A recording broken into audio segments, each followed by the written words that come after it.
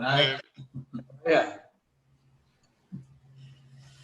The beautiful backdrop. I love it. Oh, thanks. It's from the top of the hill up at the top of Woodside. Oh, nice. Hey, how are you, Richard? Good. How are you, Dave? I'm doing fine. Thanks for coming on tonight. Sure. Hi, Richard. Hi, how are you? Good. Hey guys, I'm Eric Selvig. Hello. Eric. Hi, Eric.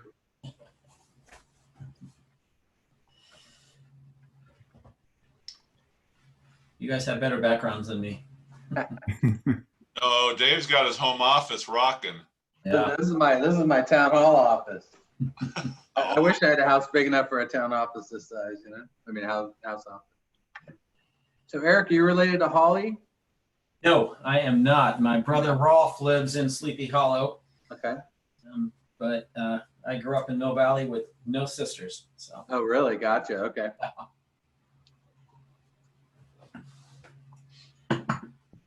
And my wife is Jennifer, who you know from Marin Sanitary and the Chamber. Oh, that I knew there was a connection. Yeah. Yeah. I know her very well. She's actually transitioned to being one of our closest partners, both in the Chamber and with Marin Sanitary.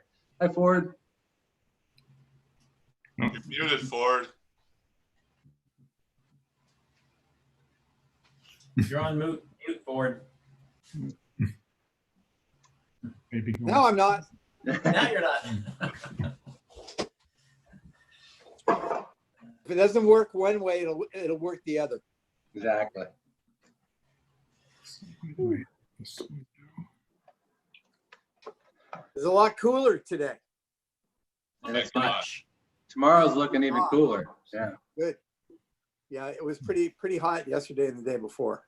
Did you get rides in nonetheless? I did yesterday, not today. Yeah. Today's been brutal. Tuesday was brutal. Yeah. Gotcha. I spent how many hours on Zoom on Tuesday? I think 5.5 or 6. I think it was 4.5. Well, no, and also I spent an hour and a half on the Court of Appeal earlier in the day. So I was pretty wiped out by the end of Tuesday. Yeah. I've been thrilled with Zoom, but I'm starting to wear a little bit on it. It's too much. Well, it takes a lot of focus. It does. Yep. You know, it's really hard to, you just have to, I have to pay an awful lot of attention to kind of keep it together. There's sort of less in between screw around your attention time. Right. And if you're live. It's a little more methodical and it takes a little longer to get stuff done. Kind of. I mean, we've been pretty efficient with it. Yeah, it's been impressive. You know, I mean, I run a pretty tight Zoom meeting. No, it was horrible too. So Tuesday night we were on tap for 3 hours, and then there was a big conflicted land use planning came on, and my girlfriend had not texted me and given me any heads up that she was coming over with her dogs. Oh no. Oh my God. I don't know if our relationship's going to survive or not. It was a fucking disaster. It was a disaster. Yeah. Now, which Court of Appeals, Ford, are you talking about? I've done oral arguments, but they were not on Zoom. They were just on phone. No, it was just on the phone. Yeah. But it was the same. I mean, the phone's even worse. The phone's much harder. It was in the Division 2 of the 1st District in Klein's division. Yeah. And the fidelity on the phone wasn't so hot. Everything, it was tended to be, the language tended to be a little bit muddled. So it took extra attention to stay on top of it. Yeah. Hello. Hey, Helen. Hey, Helen. Hi. So it looks like the only member we're missing is Marie Henrio. And I don't know if I have her text number or not, but still got 1 minute to 6:30. Sorry to say this, but I'm not sure whether I can figure out how to put the video on. Sorry. Somewhere on there's a camera that has a line through it. I'm not sure where it is. Yep. Yeah, I know, I see it, but I can't make it go away. I think it's Oh, because I usually use 2 different monitors. Ah, So I'm gonna see if I can figure it out. you know, Well, your voice is good and clear, Lori. Oh, good. Thank you. Good to see you guys. Do we, Lori, if you- are there any public persons there? we don't have anybody from the public yet, Ford. Okay. So, if and when we do, would you, let us know? Absolutely. I mean, let us know when it happens so that, Sure. we can have an awareness of what the audience is. Sure. And I neglected to add a public, open time for public expression. So if somebody could call for that, we'll put it on future agendas. Yeah, I'll do that. I'll do that at the outset. Thank you.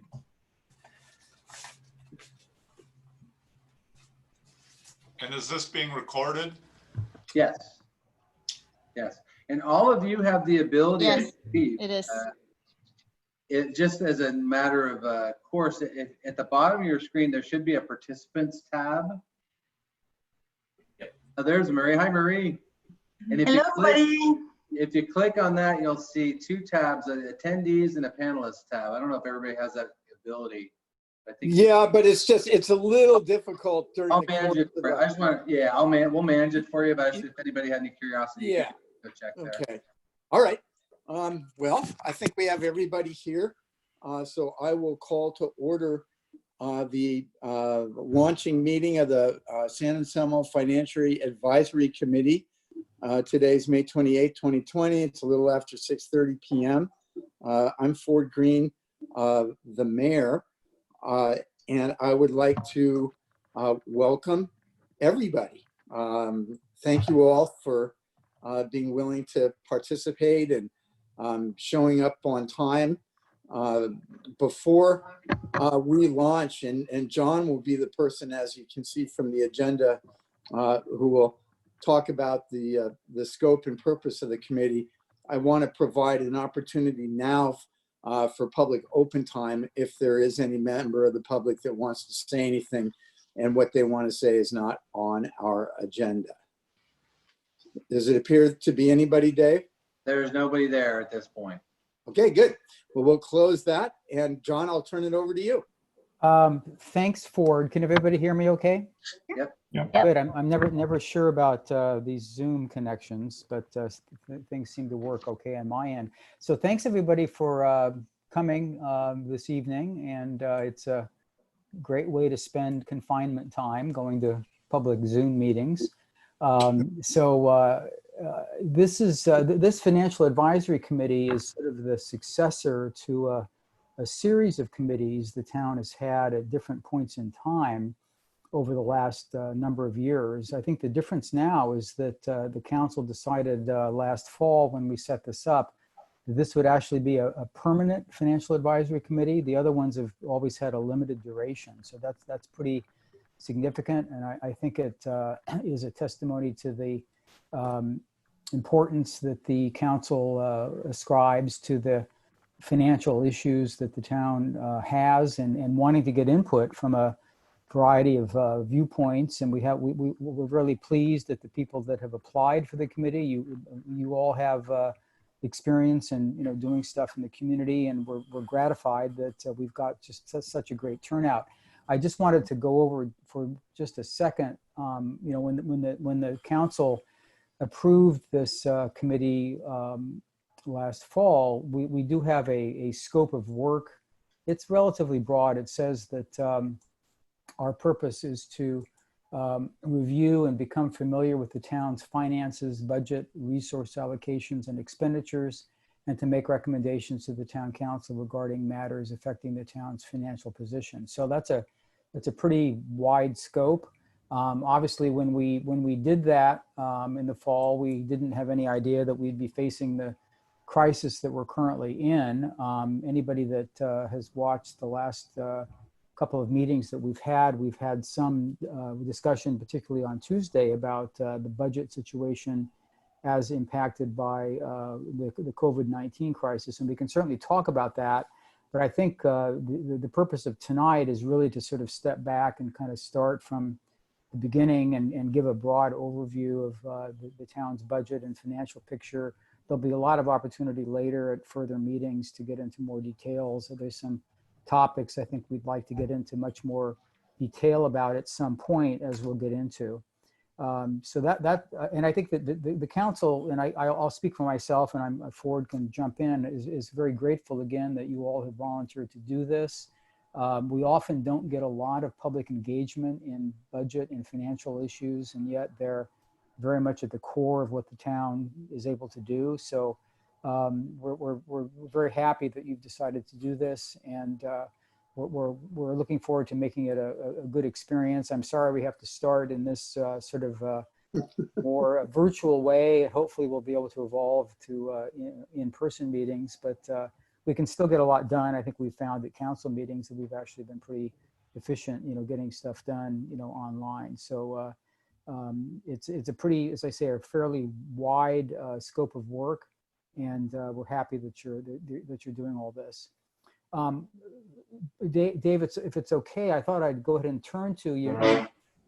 Unless Dave, you want to run this part, there's an organizational piece of this, which is pretty important, which is that we need a chair and a vice chair. Ford and I are not voting members. We're liaisons to the council. So people from the committee need to volunteer to chair and vice chair. And once we have a chair, then we'll turn over the running of the meeting to that person. A number of you, I think, are familiar with how these town committees work, and so I don't think it'll be any mystery to you what that role is. But we should move to that now. And Dave, maybe I can just turn that over to you to handle that business part. Sure. Okay, thanks, John. First of all, I wanted to let, as promised, Ford, there is one person who is an attendee. It's Jennifer Grenier-Selvig. We think we're all familiar with Jennifer. And I also wanted to allow the time for Helen to share a screen. We actually have this whole thing set on a PowerPoint. So Helen, are you ready to do that? Do you have it ready to go? Yes, Carla, can you allow me share my screen? It seems like disabled. So while we're getting that together, so this is a time in the meeting where we're looking for a couple of people to step up into leadership positions. We have an opening for a chairperson for this committee, along with a co-chair, and the co-chair will basically step in if the chair is not able to be here. And it's been done in all the boards and commissions by nomination and vote. I know we're just getting to know each other, but we thought maybe someone wanted to step up and be the first chair of this committee. It's going to be as John mentioned, a permanent standing committee. And the chairs, as you know, will work with Helen and myself in the preparation of the agenda, and we'll run the meetings. So that's sort of the mostly the scope of that role. So it's sort of a weird way to start because we're on Zoom and it's difficult, but is there anyone who wants to either nominate someone else or themselves as the chair for the Financial Advisory Committee? I'd like to nominate Richard. Oh. Before we do nomination, could we do a brief introduction about who we are? Oh, that's a great idea. We didn't have that. I've met a couple of you at different occasions, but actually really not met. So can we use a quick 20 seconds per person so that we... I think that's a great idea, Marie. Okay. So why don't you go ahead and get started? So my name is Marie Henriot. You can call me Marie. Free to you to try to pronounce my name in French. And I've been a resident of Saint Anselmo for about 17 years. And I have been very involved in different schools capacity because I have quite a few kids here in Saint Anselmo. And for a living, I started my career in finance and then have done a lot of data work over the last 10 years. And I've been working for the last 3 years for San Rafael City School as managing the data for them. Some kind of data, finance, always a foot in one or the other. That's me. Great, thanks. Richard Berkson, you're the next on my Zoom screen. Okay, thanks, Dave. Sure. I'm Richard Berkson. My family and I have lived in San Anselmo for, almost 24 years, I think. I've lost track. In recent years, I've I am currently serving on the Capital Program Monitoring Committee, which meets a few times a year. And I also participated in the ad hoc Financial Advisory Committee that addressed some of the pension issues that the town was facing and creating a trust. During my day job, I do a lot of consulting work to cities and counties and special districts related to financial issues. And of course, now at the top of the list being the potential impacts of COVID-19. Anyhow, I'm happy to meet you all and look forward to this. Great, thanks. Stanley, you're next on my screen. Yeah, hi, I'm Stanley Radke, and I have been a resident along with my family of San Anselmo for 13 years. I have served probably for 11 years as the co-chair of the Open Space Committee, and we meet monthly. And professionally, and you know, I'm missing my daughter's a senior at Drake, and they're having their Now. graduation video tonight at 7 o'clock. So I'm giving. I know my stepdaughter is there as well. Yeah. But professionally, I'm an attorney, and I practice immigration, deportation defense, and criminal appellate work. I'm on FDAP and CAP LA, and I do appointed indigent appellate work. Great, okay. Get back to my screen here. How about Eric? Hey everyone, I'm Eric Selvig, and my wife Jennifer is the public member on the call right now. We moved to San Anselmo, geez, it's been almost 30 years. We moved up from Mill Valley when we were young and dating, and then we settled here, bought a house, and raised 2 daughters who are 18 and 20 and go to CSU Chico now. I work as director of workplace for a tech company, and what that basically means is I negotiate all the real estate deals, design and build out all the offices, and then maintain the offices, which in tech requires quite a heavy hand. We basically take care of you from the time you show up to the time you end. Food service programs, events, happy hours, and then ongoing office operations. Great, thank you. And how about Lori Lopin? Hi there. Sorry you can't see me. Obviously I'm technologically problematic here. I grew up in Marin County. We've lived in San Anselmo, my family and I, my husband, my 2 girls, gone through all the schools for over 35 years now. And I am semi-retired. We sold our business, which was a marketing type company, and are now property owners. So I have also been on the school board and for a very short time on the town council. Okay, thank you. Thank you for that suggestion, Marie. It's nice to get a little bit to know about some of your fellow members. So going back to the process that we sort of use here in town about the nomination for a chair, now that you know a little bit more about each other, I will open the floor to anybody that wants to make a recommendation for somebody to be nominated as chair, or nomination of yourself. I think there was one on the floor before, but let's start over. Well, I would offer Marie as a chair. She Oh, thank you. has the Stanley. experience, I think, that's necessary to dive into these things. Well, thank you, Stanley. I was going to volunteer myself as a chair or co-chair. So like I'm happy to have to share the load with another leader willing to do that. Richard? I'd be glad to serve in either role, and I'd be happy to be a co-chair if you'd like to be the chair. I have to warn you, I haven't taken the ethics course yet, so. But I don't think that would be a problem. So we have a nomination on the floor for Marie as chair, and it sounds like Richard is co-chair. I nominate Marie as chair and Richard as co-chair. All right, do we have a second? I'll second. Any other further discussion? Okay, all those in favor? Aye. Aye. I'm sorry, we do a roll call vote on Zoom, so I'm going to start with Stanley, Aye. Richard, Aye. Eric, Aye. Marie, Aye. and Lori. Aye. Thank you very much. I appreciate that. Thanks for you guys for stepping up in this newly constituted Financial Advisory Committee. Is that another comment?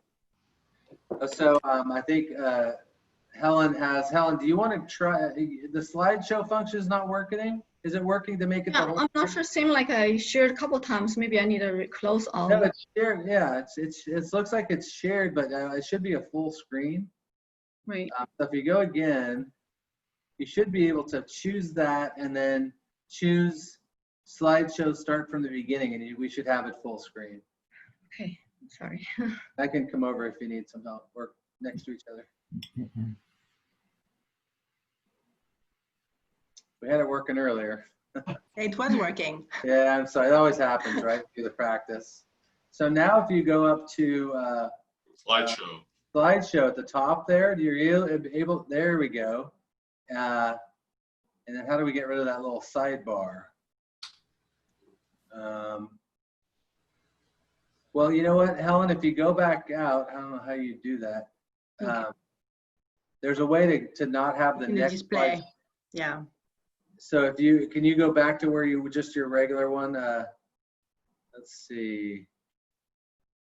Now go up to slideshow at the very top there. See it says it next to animations, and then go to from beginning all the way over. That should do it for you. Click that. It's not working. Yeah. So I'm not sure why. What happened today? Oh, okay. Well, maybe whatever you did before might suffice then. The Start with that. slideshow on the menu above. Yeah, that's the menu she's looking at. Ah, okay. You want to try from current slide?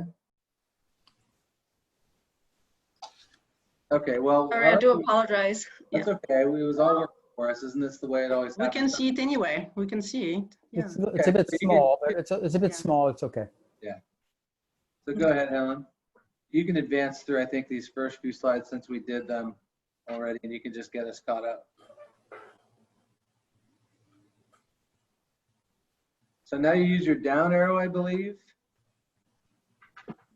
And click on the actual slide you want. There we go. Okay, so what we wanted to do tonight primarily is to get you guys familiar with how we develop our budget and our work plan. And I'm going to start off by talking a little bit about how we've handled the idea of a work plan. We've been doing this since about 2012.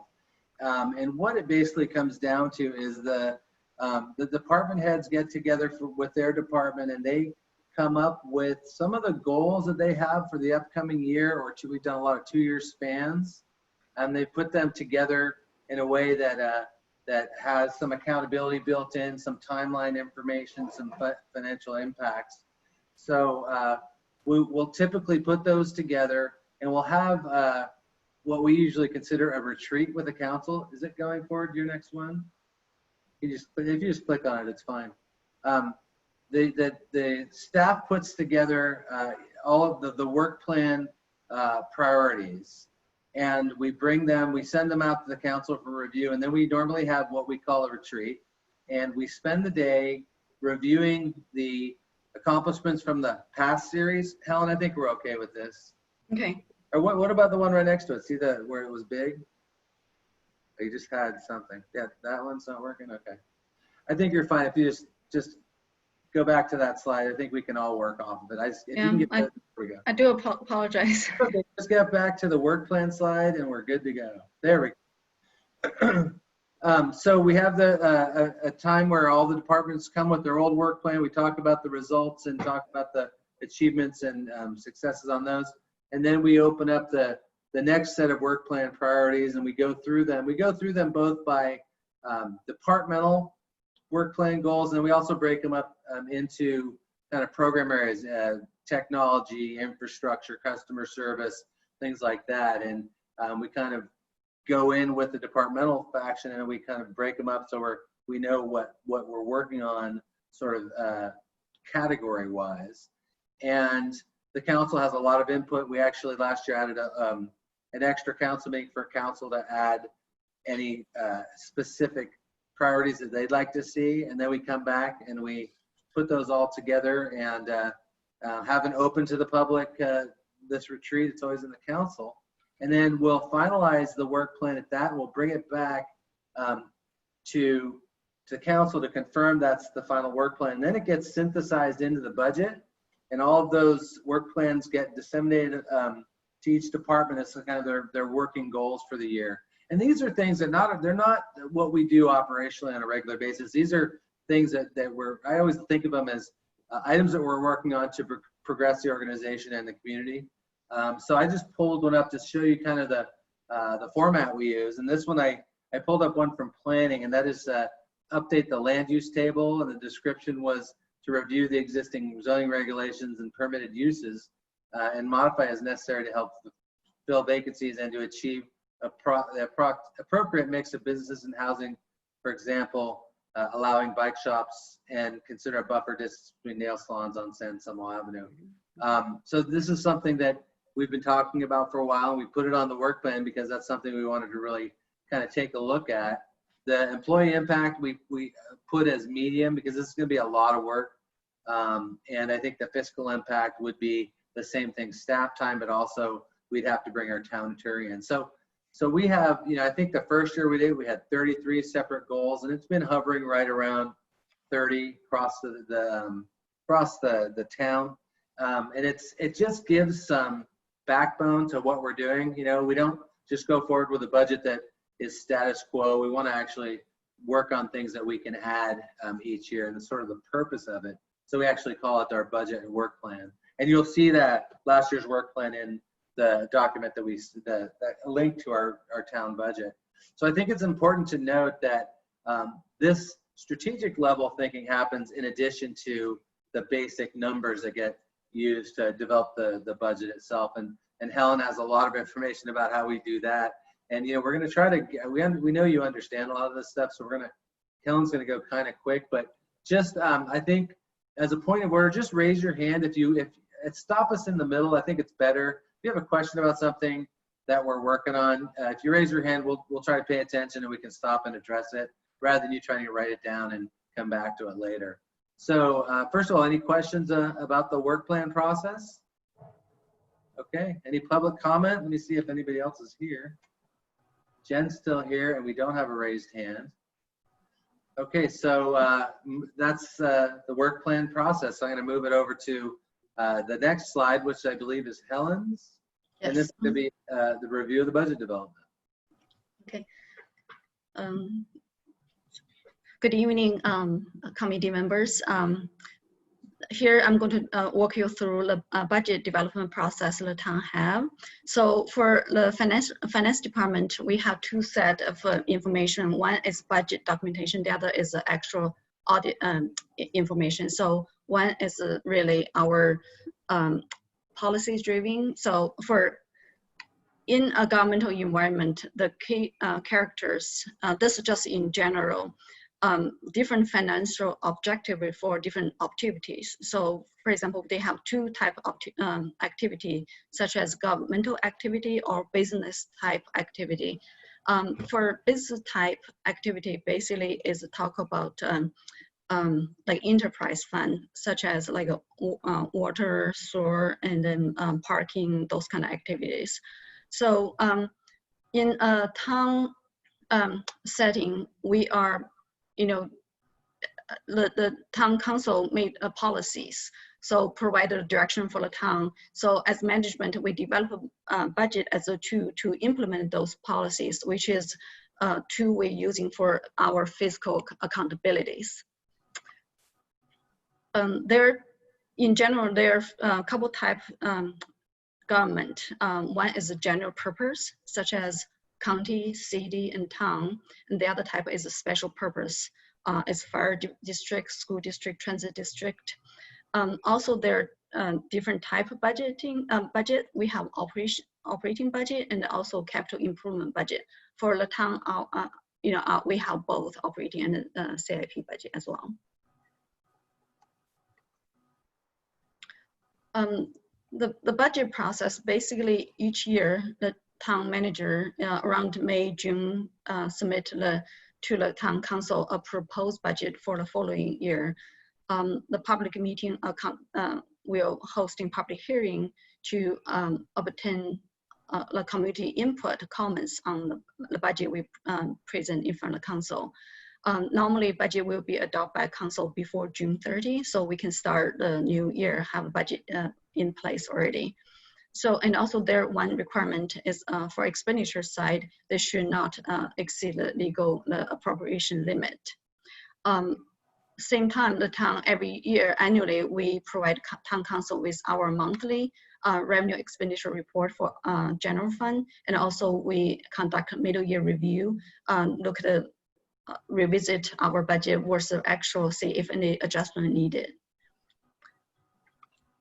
So when we develop a budget, we kind of using the timeline. When we want to bring to council for adoption, we backtrack and set up our calendars, which is budget development calendar. So for this year, for fiscal 2021 year, we started our kickoff actually in January. January 24th, we town manager provided budget instruction to department. Our goal at that point in time, our original documentation we said is we want to finish our budget development by May. However, due to the COVID-19 issue, as things change, we have to adjust our calendars. So in February, March this year, myself and town manager, we work with the department head for the other department, get their input on the budget, which is internally we have different milestones, different deadlines for them submitting their numbers, their narratives, etc. So originally we planned maybe have in April to have work plan session with council to finalize any priority focus and strategic initiative. Unfortunately, this year did not happen. So in 2021 budget, you will see the work plan, we pretty much rolling forward from 1920 to 2021 year. So our right now on our schedule, we planning to bring the council on June 9th. So for the proposed budget, and then we're hoping the budget can be adopted by the second meeting, June 23rd. So for budget development, there are many ways to develop. You can have line by line budgeting or incremental budgeting, zero-based budgeting, a priority-based budgeting, or even more newer ones, performance budgeting. So the approach we're taking is we kind of combine all those, each pieces is we're using very comprehensive way to develop budget based on the need. So the most time we are kind of using like a zero base, and then this year you come in more like a line by line review. Due to the COVID-19 impact of revenue shortfall, we're really working hard reviewing all this line item to develop our budget. So for the budget development, we look at basically revenue and expenditure. That's how the budget content. So for the town, most agencies, major revenue sources, we have tax, such as property tax, sales tax, and also we have intergovernmental transfer payment, such as state grant or federal grant. The other category called user charges, basically some water or sewer, which is for our town, we don't really have this category. And another category is the funds or fees or construction fees or permit, etc. For expenditure side, there are a few categories. First one is personnel cost, salary, retirement insurance, and supplies, contract service, debt payment, of course, the capital improvement cost. So for the operating side, the town have 70% is personnel cost. For our town, the major revenue source is a property tax, which is about 76 to maybe, depending on the year, how the revenue components changes can be 80% as well. So, however, if you look at this graph, I take from our HDL property tax consultant. So basically for $1 the town collect from property tax, the town only get 21 cents. The rest of them go to different levies from the counties, school districts, college, all different agencies. So for the town, out of $1, we only receive 21 cents. And Helen, let me interrupt real quick. I apologize. This was even hard to see on projections. This we will send this deck out to everybody, so you have this just for your files. I recognize it's really hard to see this. This representation is really important, though. It shows, like Helen says, a dollar breakdown of how the property taxes get allocated, and as you can see, the 21 cents of every dollar we get, and the rest go out to all these different organizations. But we can't all read that, so I wanted to point that out and say that we will send the deck out. Well, it's on page 15 of the. Oh, great. There we go. Yeah, it's in a pie chart, not in a. Oh, okay. Great. Thanks, Stanley. Thank you. And another revenue source is sales tax for the town, which is about 13% of our budget. So our current tax rate is 0.75 since 2017. Basically, the town levy 8.75%. The town only get the bread burn and also the transit use tax, which is our Measure D tax. So there's only 1.5% of the tax come to the town. So like I mentioned before, we have two set of books. One is budgeting, is our planning tool. The other side is really our operation, real result on how we did, which is about our financial audit report.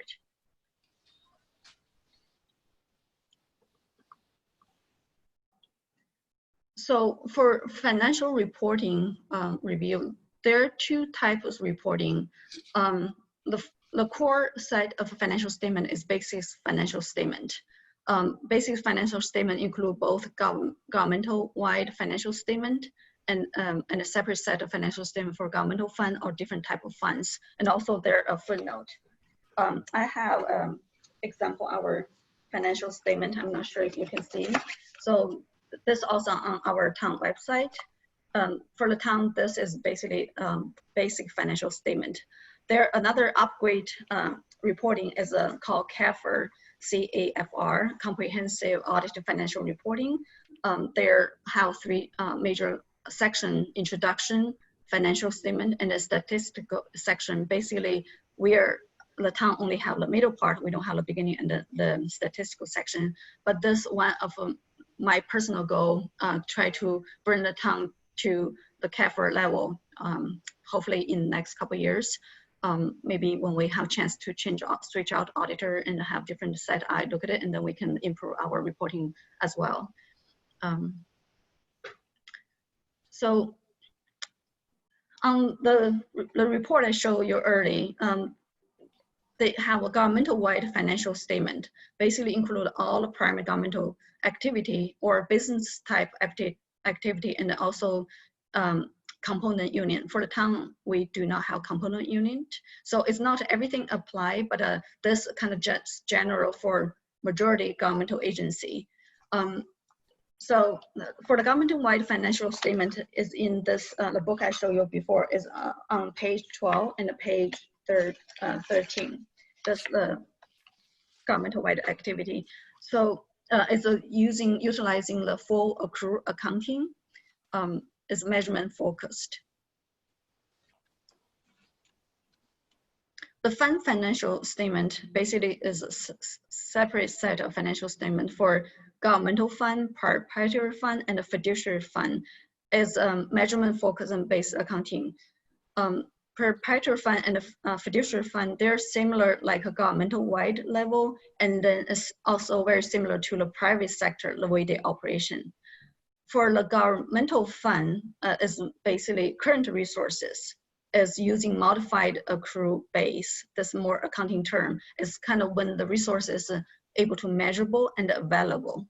It's a little bit different than full accrual accounting. Fund accounting system for the government is unique character they using fund accounting.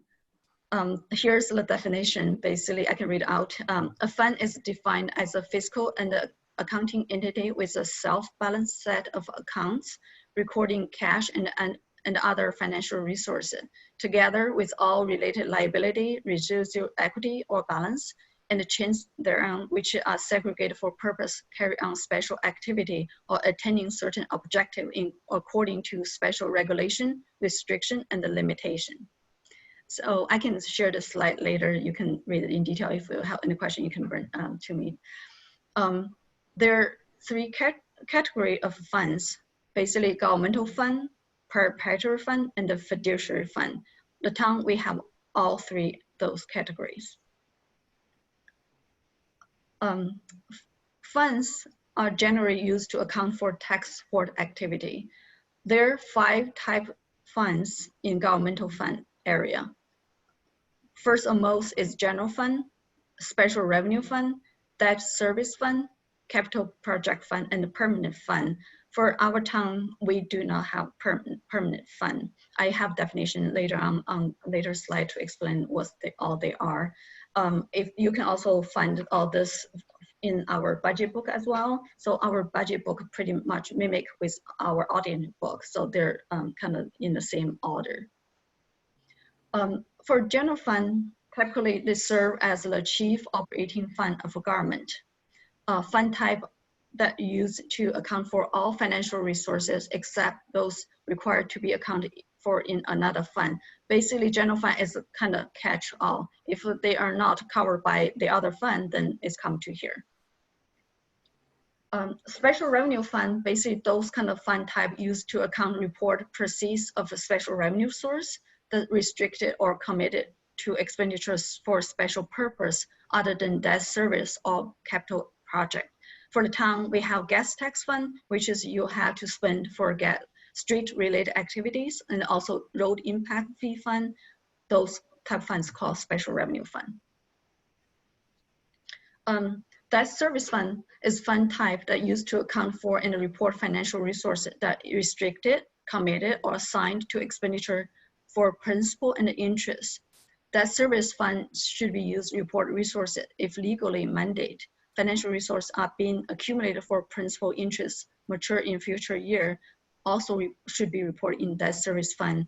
The town, we have general obligation bond debt service fund, and also we have municipal lease fund as well. Those two is all considered debt service fund group. Capital project fund, the fund type used to account report financial resources that restrict, committed, and assigned to expenditure for capital outlay, including acquisition and the construction capital facility and other capital asset. The town, we have capital reconstruction fund. And also I think Measure D, we also maintain those kind of activity, and as well as road maintenance fund. But those kind of fund set up before my time, and which is in accounting part is fine, you know, the way we manage right now. Technical, this also under capital project related fund as well. Yeah. So another type, last one, is a permanent fund. This fund type is used to account for and export resource restrict to extend only earnings and not principal may be used for purpose that support reporting government program for the benefit of government or citizen. So the town, as I mentioned before, we do not have this type of fund. For another type of fund called perpetual fund, the fund is focused on determination, operation income, change in net position, financial position, and the type cash flow. There are 2 types of perpetual fund, enterprise fund and the internal service fund. The town, we do not have enterprise fund, you know, which is such as water, sewer. We are not full service town, so we don't have those kind of fund. But however, we do have internal service fund, which is our insurance fund. We utilize to serve internal purpose. So here's the definition for enterprise fund. I already covered this slide. And the internal service fund we have for insurance fund. Fiduciary fund, those funds report for assets held in the trust or agency capacity for others, therefore cannot be used to support a government-owned program. there are 4 types of fiduciary fund. We have pension trust or OPEB trust fund, or investment trust fund, private purpose trust fund, and agency fund. Again, those pension trust is set aside for those kind of special purpose. You're only able to pay for pension or OPEB related activity. It's restricted. Investment trust fund is fund reported a governmental external investment pool, which is Latang. Currently, we don't have this type of activity. Private purpose trust fund, again, is for special restrictions by the donors. Currently, we don't have those type of fund as well. The agency fund is reported resource held by reporting government in purely custodian capacity. The town, we do have one agency fund, which is a snack shack, a food concession stand. So that fund we have in our book. So do you have any question at this point? Gotta be something. I know it's dense information. Okay. Stanley There's a hand up. has his hand raised. Oh, okay. Yeah. Oh, I did a long time ago. I was just wondering about the new budget, and I think Helen covered that it's currently, it has not been presented to the town council yet. That's going to be June 9th. Yes. Right. Okay. We did do a preliminary sort of overview to the council on Tuesday night, and I can share that, you know, we are looking at some revenue shortfalls due to COVID-19, and we talked about some of the strategies we're going to be employing to address that. And you know, we continue to track the situation. Everything's very much sort of evolving and hard to predict, but we're trying to be as conservative as possible. So we enter this next budget in a way that's not going to put us in any sort of dangerous position of overrunning the expenditures based on the revenues. So that presentation is available on our website if you want to go take a look at it. We didn't include it tonight, but I can tell you that we're about $730,000. We're predicting a $730,000 revenue shortfall next year, which for San Anselmo is a big deal. I know it's not quite as much as we're maybe hearing about from other towns, but we also presented, and we will present in more detail at our budget hearing how we're planning on addressing it. So we're trying to kind of make sure we're going to live within our means for next year with that expected shortfall. All right. Yeah, thanks, Dave. Okay. Anybody else have their hands up? Okay, it doesn't look like it. So one of the things that I was hoping to do, you know, we wanted to give kind of the overlay of how we do our business, and I know that's a, you know, sort of a lot of information, but we wanted to, you know, government, we know with our past financial advisory boards, financial advisory committees, there's a lot of people coming in from a lot of financial expertise from the private sector, you know, and things are done a little bit differently. So the point of having you review the budget and kind of go through what Helen just went through was to kind of level set, so we all kind of know how we're approaching things and how actually most of these approach them, just so as we move through all of the, you know, the work that we're going to be doing together, there's a baseline understanding of that. And I'm happy to, you know, talk to any of you guys offline if you have any more specific questions. I think Laura was nice enough to send us a long list of questions that we were able to get back to her on, you know, so I encourage that, you know. And another item that I think is really important for tonight is to discuss kind of what the topics that I think we can share some ideas that we have about upcoming meetings. There's some sort of low-hanging fruit. And also anything that, you know, you may have had a motivation to jump onto this committee, and we want to hear about that, and if that's something that we could turn into a future agenda item as well. You know, some of the things that are sort of in my mind, you know, something that we're going to want to take a deeper dive on is obviously the unfunded pension and other post-employment benefits, or OPEB, liabilities that the town has, that every town has. It was mentioned that our last ad hoc financial advisory committee really took that on as a singular effort and developed some strategies on how the town might be able to address that in ways that work. And that ended up with the development of 2 trusts, one trust for the pension liabilities and one trust for the OPEB liabilities. the pension, we put $500,000 kind of squirreled away. It's still in our reserve funds, but it's dedicated money that we can only use in times where the town might not be able to meet our yearly obligation or had to use money elsewhere. It's a fund that can be used that way, and that's something a lot of towns are employing. The OPEB trust is the same thing, but it also actually is counted, and correct me if I'm wrong, Helen, it's counted against our obligations. It's actually counted as money that has been committed towards that particular thing, which affects our annual our annual required contribution. Am I characterizing that right, Helen? Yeah, annual determined contribution. Yes, Yeah, they changed so- the terminology. Yeah. So our hope was that we could seed these each year with a little bit of extra money so they grow. We're already seeing, actually before COVID, we were seeing pretty good growth, as you can imagine. And the idea behind it is the pension required unfunded liability payments are on an upward trend right now, and they will be for a number of years. Mhm. If we develop this pension trust, there's actually a point in time with the analysis and assistance of our pension consultant, you can actually stop that rise and start using a little bit of that trust because it does have a peak and then it comes back down. And it, quite frankly, it's all based on people who are retired. We call kind of level one retirees, tier one retirees who got the more enriched pensions and are drawing off those. They're living longer. There's all kinds of factors that are driving that up aside from lower than expected returns in the market. So that's going to be, I think that might be a couple of meetings, quite frankly. It's probably our biggest challenge here in town.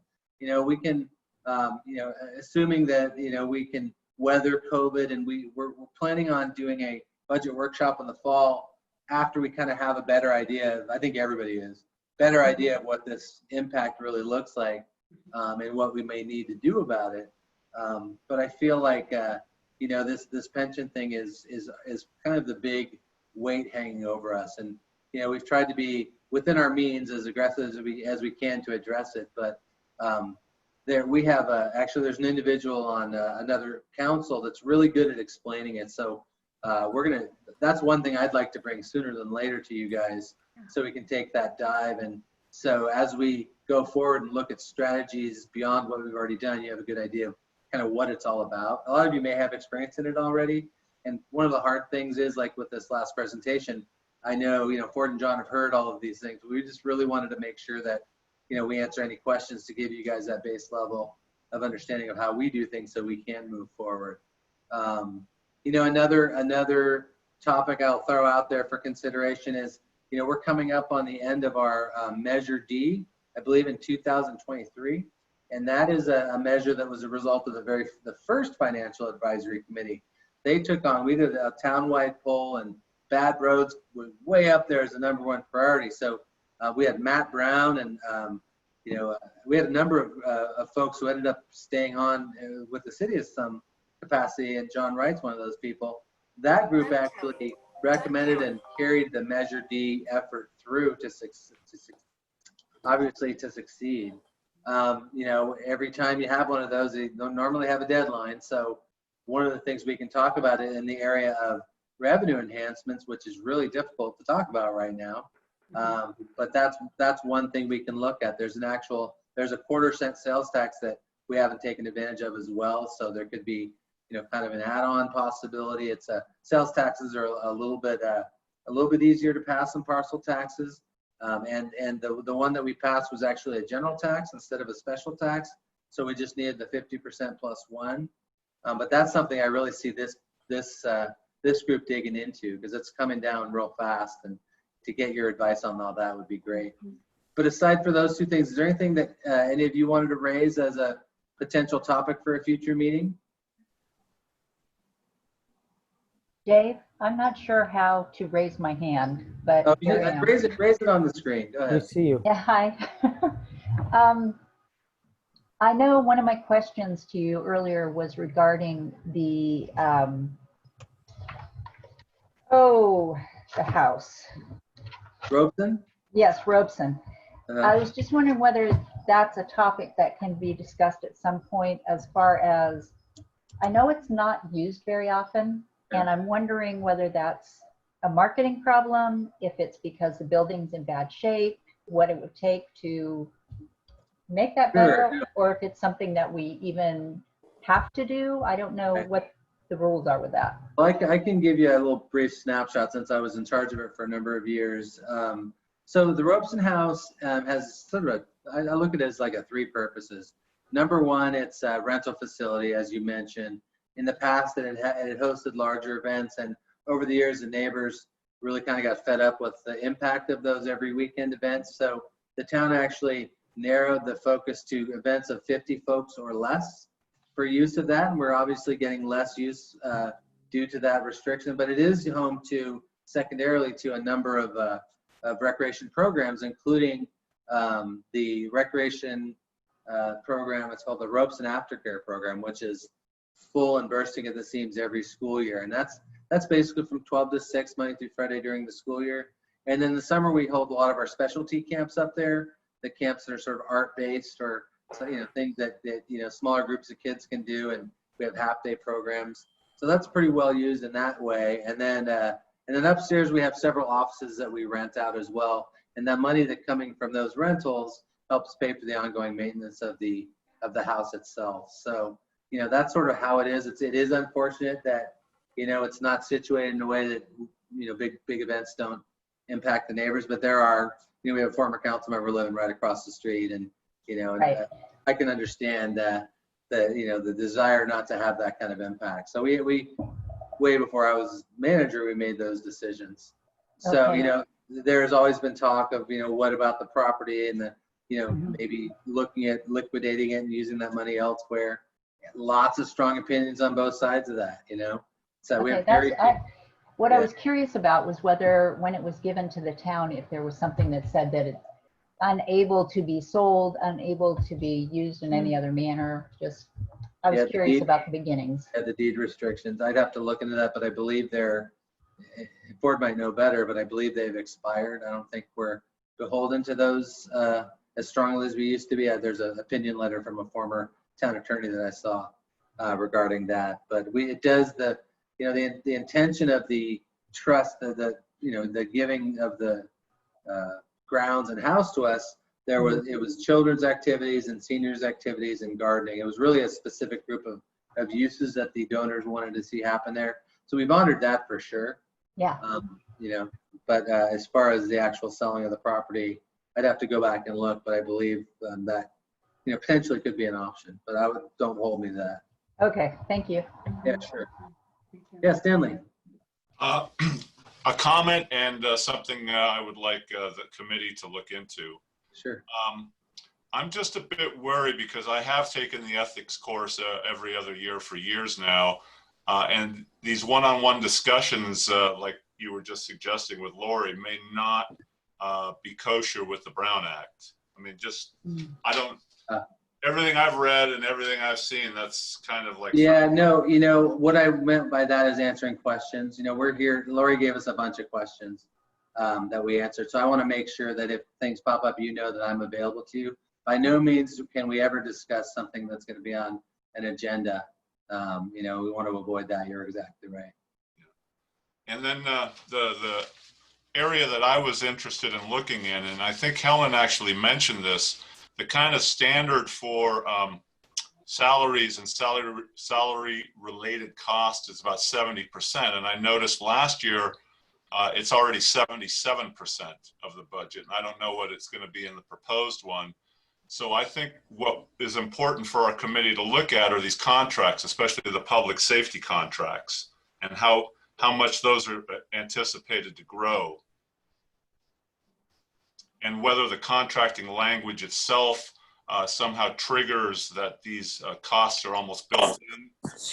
I know there's a number of other municipalities that have the pay has to be within the top 3 of the different agencies around. I mean, specifically how the contract language is written. Okay. We can certainly bring that to you. Both of those safety services are under joint powers authorities, and we can certainly do a dive into those and get those questions answered. And I can tell you sort of anecdotally that each of them also has one has a police council, one has a fire board, and I believe Ford's on both of them. And all of those decisions are made with representation from each member agency. So we're not actually contracting for the service. We're a full member with those voter rights included. So I think Ford had his hand raised. I did. Let me just jump in for a second with respect to the Brown Act. What the Brown Act prohibits, based on my understanding, is serial meetings among the decision makers. That does not include staff.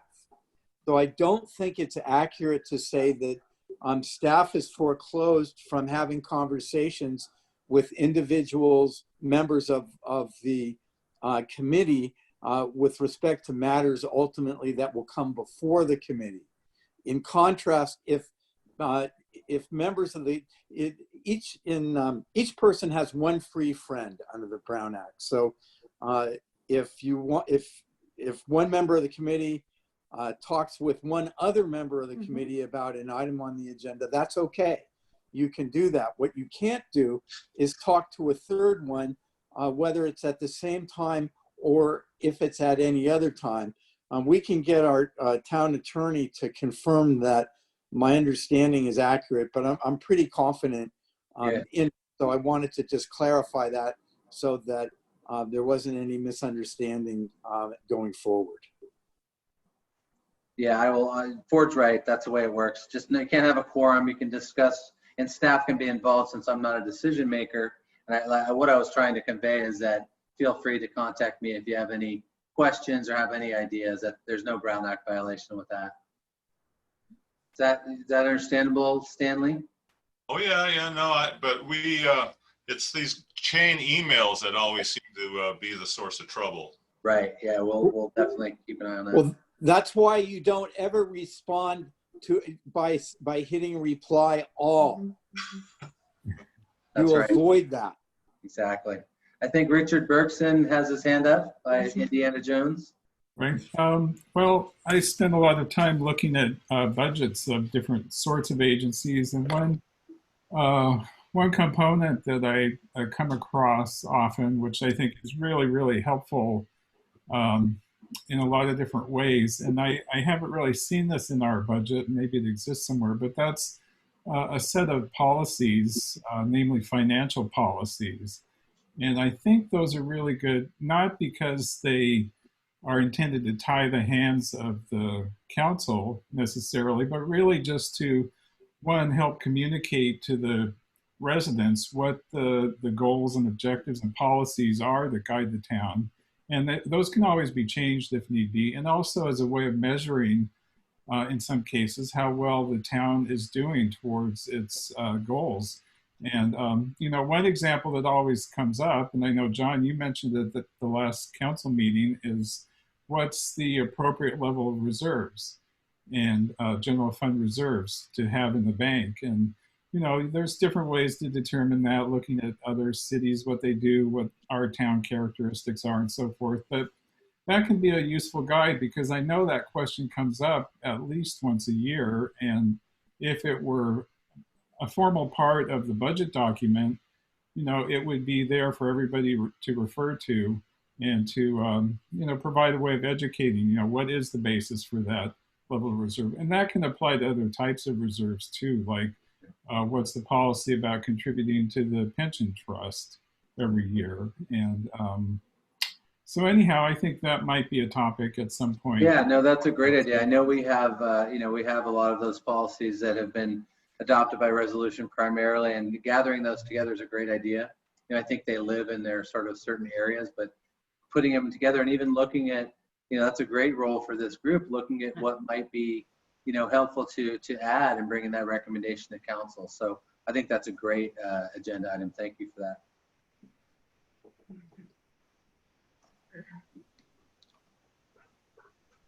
Anybody else?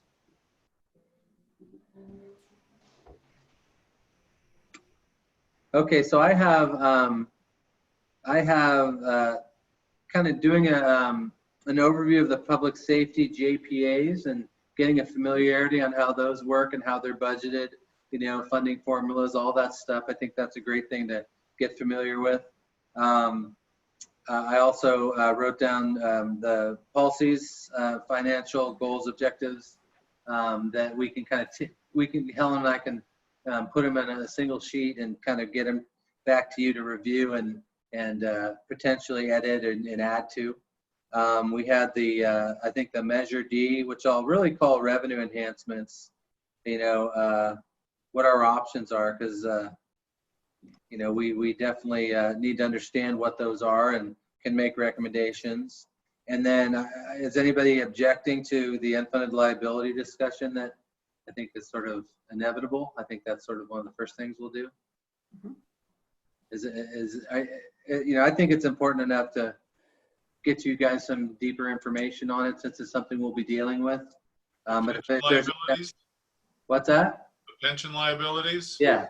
Yeah, they're going to double in 10 years, right? Exactly. No, more than, yeah. So it's a big one. Go ahead, Marie. Well, I was thinking as well regarding that, because we are not all of us at the same level of understanding of that. Right. Like Richard must know quite a lot about that, and Paul and John as well. Maybe you can send for the more newcomers on this group some information, and to all of us ahead of time, so we can kind of level set a little bit on our own, even if it's just, because we can all do that on our own. And all that information is quite frankly at our fingertips. And in staff reports, so that'd be an easy thing to send out. This is what I was thinking. You must have had somewhere. This way we can do our own homework. That's a great idea. Yeah, ahead of the next meeting, so that people like Eric and I were just like kind of jumping a little bit on that. We can just learn a little bit ahead. Yeah, that's a great idea, and that's something that we can do. To tell you the truth, we had a very ambitious first agenda, and I think we were kind of pulled back very wisely by somebody that we were consulted with, so that having that data out there, I feel like that's actually one of our next meetings that we need to jump on. There's a guy named John McCauley in Mill Valley who I guess does a really good, I haven't seen it, but I hear from the council that he does a really good job sort of breaking it all down. So I'm thinking that that's sort of a tactic I'd like to use to bring somebody in to really do a deep dive. We had another analyst come in and talk to our last ad hoc financial advisory committee, but I think from what I'm hearing, John does a real good job. Yeah, I can testify to that, Dave. John McCauley, who's on the Mill Valley Town Council, is really a very well. He explains the pension issues in a very clear way, and I think he would be if we could get him for an hour or so at a future meeting, I think that would be absolutely fantastic. And I would certainly agree, Dave, with respect to the fire and police services, which are actually a pretty good percentage of the budget. But we don't really, it tends to be, because it's a JPA, we don't really deal with it as directly on the council as might otherwise be the case. So they have their own budget, and so we're making a contribution to those agencies. But the town is actually the town has enjoyed a very significant financial benefit from these JPAs over the last number of years. That's often not appreciated, and I think having some background about that, for those that are not as familiar, would be really, really helpful, because we're really in much better shape in terms of our, certainly our police. I know less about the fire services, but the police services, I know that we're, our cost of police services is considerably less than some of the other towns, and the staffing is still pretty good. So I think that would be great to have some background on that. Great. Okay. Well, that sounds like quite a bit of work for the next few meetings. And and Maria, I'm gonna, this is yours to chair. So we are finished with, I think, with the item 5 on our agenda. So I don't know if you wanted to jump in and lead from here. I feel like I've taken that on a little too much. Yeah, well, we have not really agreed yet on all of that process. So kind of let me jump into the agenda here. And what we have now is, is there any comments and requests for future agenda items from the committee? Let me make sure. We didn't take. I'm just trying to figure out where we are. I think we're there. Okay.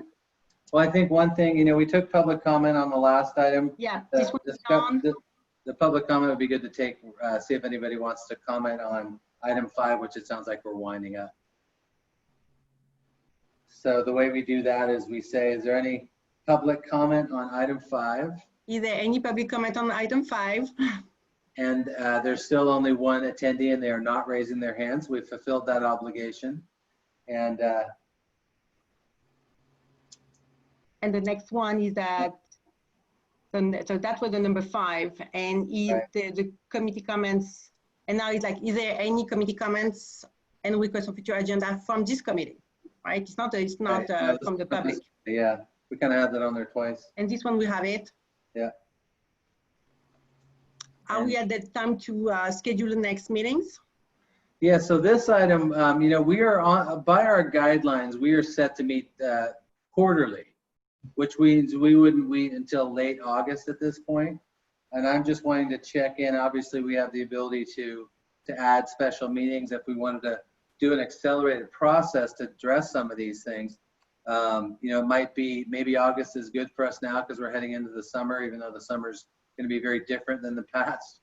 I wanted to offer the opportunity for you guys to discuss if you'd like to, at least in this initial stage of the committee, have any more frequent meetings to kind of get up to date. And if not, that's fine. I would personally think that this specific summer being a lot of work and a lot of us being kind of involved and wondering what's going on the budget on any public entities, I would suggest that we meet a little bit more often, specifically if we have some topics that we can prepare ahead and work ahead, well targeted. I would be willing to consider that and to recommend that. I don't know about others. I'd like to make a motion that we do meet in another month to learn a little bit more about what we are going to be doing here. Maybe hearing about the pensions with Mr. McCauley, if he's available. I know, even though I've been on the council, I know that I could certainly use a refresher course. Yeah. And I think that it would be extremely helpful if we do that sooner rather than later. Okay. So there's a motion to have him. Second motion. Who's that? Okay, so there's a second. So Marie, at this point, you'd Yes. say we have a motion We have a motion, yes. All in favor? and a second. And a We have second? Richard, and You then, need to train me on that one. yeah, no, yeah, we will. This is the first meeting. So That's a little bit like, okay, we do it as we go right now. and then you go ahead and say all in favor. All You in have to do, favor? you have to do a roll call vote. Roll Or you call one at a vote. time? Yeah, so you can kind of go with what pictures are on your screen. Stanley? I'll abstain. Yeah, I'll abstain. And then I have Eric, Yay. Richard, Yes. and have Laurie. You had it, and me, yes. Okay. Sorry. So we'll put a meeting together, assuming we can get John McCauley towards the end of June to go over the pension liabilities. And before that, we can get you actually the information that we have on hand out much earlier than that, so you can start going through it, and feel free to ask questions. So Dave, can I Yeah, please. say something? In preparation of this meeting, I actually found with the Marin County Council of Mayors and Council Members, they put out a piece Yeah. dated September 13th, 2019, called Marin County Local Government Reform of Pensions and Other Post-Employment Benefits. That's pretty thorough in what the problem all the local municipalities are facing, including San Anselmo. Right. So it's already there in written. Yeah, and that's actually co-authored by John McCauley and Larry Chu from Larkspur. So he'll be the one we're bringing in, but we'll include that. That's something we would include in the handout, the ahead of time handout. So we'll be including that paper is sort of why we feel John's a good call for us, but we'll also include San Anselmo's position on the unfunded liability, so you can take a look at that for our local situation. So thanks for that, Stanley. Okay, do you want to see if there's any public comment on this? Any public comment on this? Is there someone? No? Nope, Public comment? No hands raised. So with that, Is it time to adjourn the meeting? yes. Yeah. Okay, So do we have a hearing date or? we'll send one out for you guys. A hearing meeting at the next meeting date. Yeah. End of June, we said we were trying to End of shoot for June, some. yeah. Mhm. Yeah, I mean, Wednesdays are bad for me. That's when somebody put out the survey for the first meeting. Yeah, Wednesday was bad. Yeah. Okay. What about Thursday, the 25th, which would be pretty much a month? Let me check.